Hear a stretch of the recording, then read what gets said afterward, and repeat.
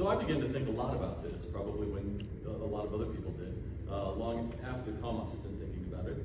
And that's when OpenAI came out, and people like Jeffrey Hinton from Google was leaving because he was so worried about its impact. And so that made me think, okay, what does this mean in the life of our parish? And so from a pastoral point of view, what we're seeing a couple of things.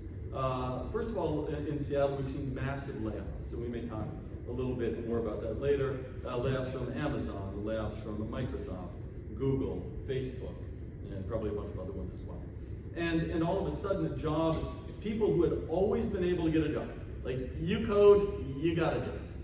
You got a job anywhere, and it's a high-paying job, and you just pick how much, where you want to go, when you want to go, and how much you want to work. Those days seem to be done.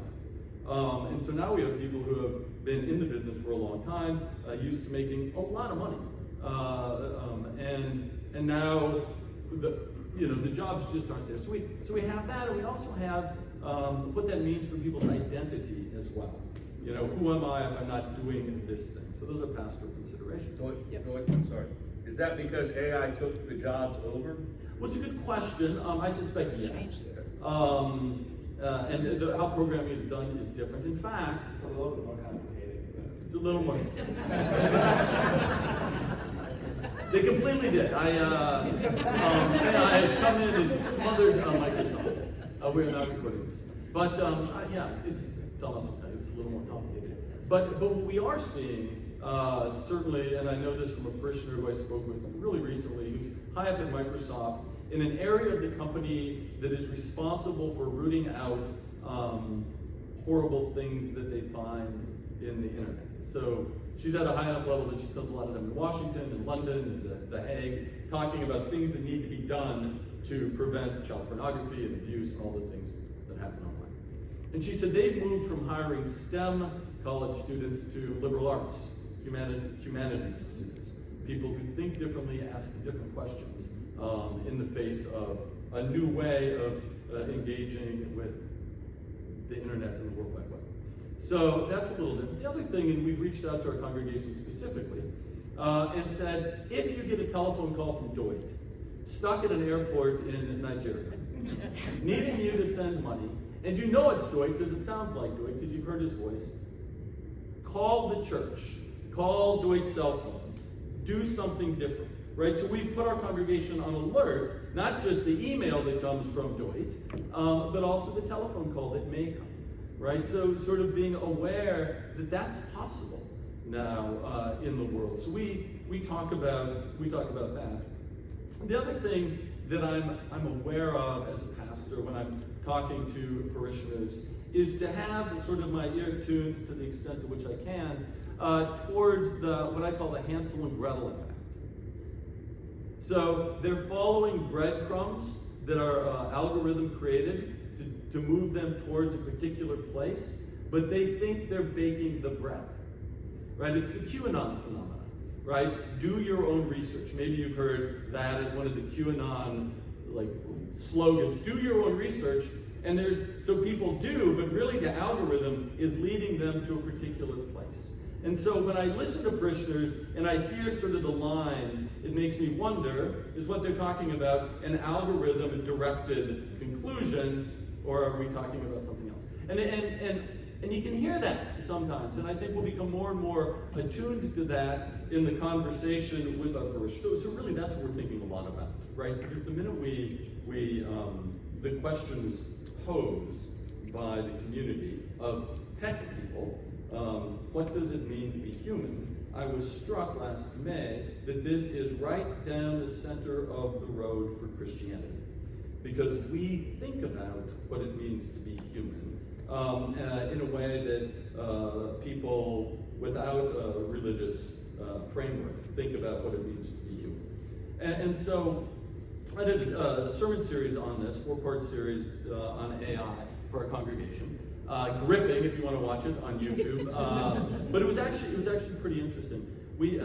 Because the way I think about that question is the ontological nature of a person, as I think about it, comes simply from Luke 10:27. You shall love the Lord your God with all your heart, with all your mind, with all your strength, and with all your soul, and your neighbor as yourself.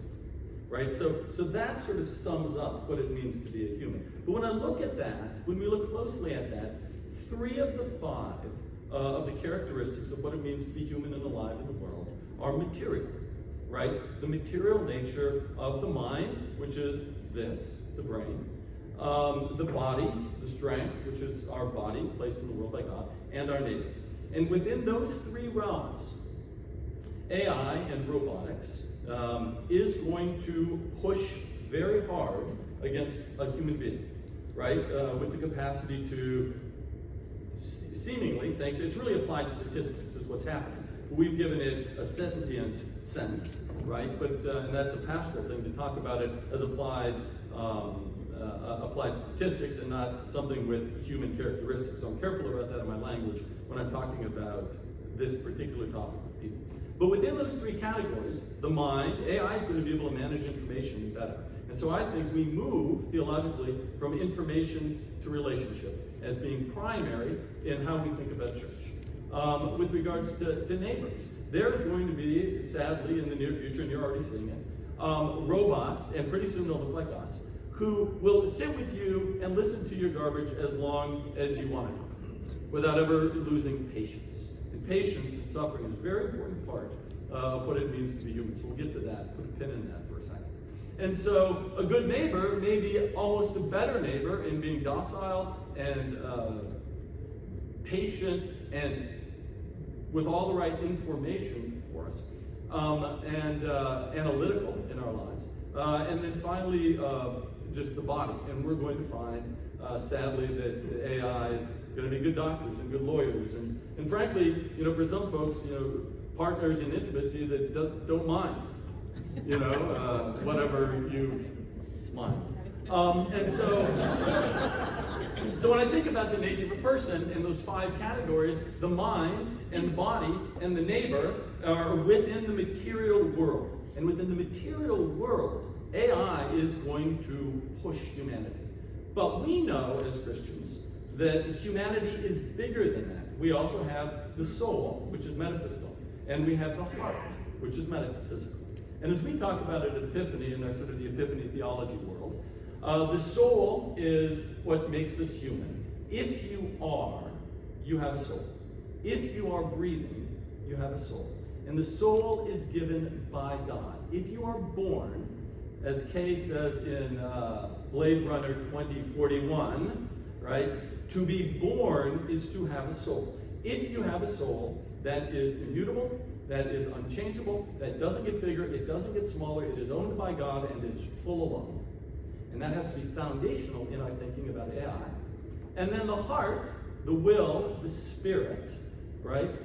That is the home of human freedom, where we decide how our mind thinks, what our body does, how we engage with our neighbor, right? In the hope of organizing towards full relationship with the love of God that exists in us and with every single person. And so we think about the church doing 2 primary things in the metaphysical zone. One is worship. If you have a soul, God has given it to you, it's full of love, and worship is the response. Thank you. And on the other end of it, we think about Epiphany as a spiritual gym, where through the spiritual exercises, we train the heart to be habitually moving towards love. Through all the spiritual exercises that you all know about, right? Fasting and tithing and prayer, all these things. So within the church now, our zones are outside, within, but also bigger than the parameters that AI and artificial intelligence and robotics can live in. Because we're the royal priesthood, we're the Imago Dei. But we must appreciate the beyond the bounds of the material if we're going to fully own our hegemony over artificial intelligence. And so that's how we think about it theologically. And so we have to double down on the things that make us human. The heart and the soul. And our Bible is full of this, right? The nephesh and the ruach and the kai and the pneuma and the psyche and the zoe, right? We have been talking about this for thousands of years. And so we have to re-own that reality in a world that is doing things like like you talked about. Doesn't mean the jobs necessarily go away, but it does mean we know who we are. And if we know who we are as humans and why we are, then maybe we can think differently about what we ask from artificial intelligence. Yeah, and I'd actually like also, when you were talking about, we change a little bit of the way we do church. So it's the worship that is for the soul, which we've done. But also maybe there's a little bit of a greater focus on experience of that soul-to-soul experience. Right. You would say anything about that? Well, I mean, we think of worship as the soul-to-soul experience. But the other thing we think is everyone is equitable if you have a soul. There is zero hierarchy in the soul world because God's given it to you. So if you have it, it is as good as anybody else's. And so that also is something that we organize around. And then that hopefully orients the material influences that we have towards the reality of full equality of all people.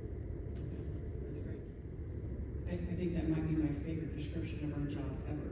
We write sermons and think deeply about stuff. Yes. And I'll finish up with that because I think that's what we ought to do, right? I think this AI gives us a chance to focus our theology. It is completely on the minds and in the lives of our congregation, and so it should be in our minds completely.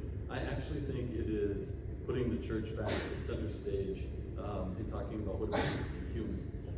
And to be in these conversations, as I said about my friend at Microsoft, we have quite a few at our church, they're wondering where to go and who to talk to and how to be in this conversation in a new way. And I do, and I encourage you to invite them into your church because it's where the conversation will happen more and more. So. Excellent. Well, thank you guys very much.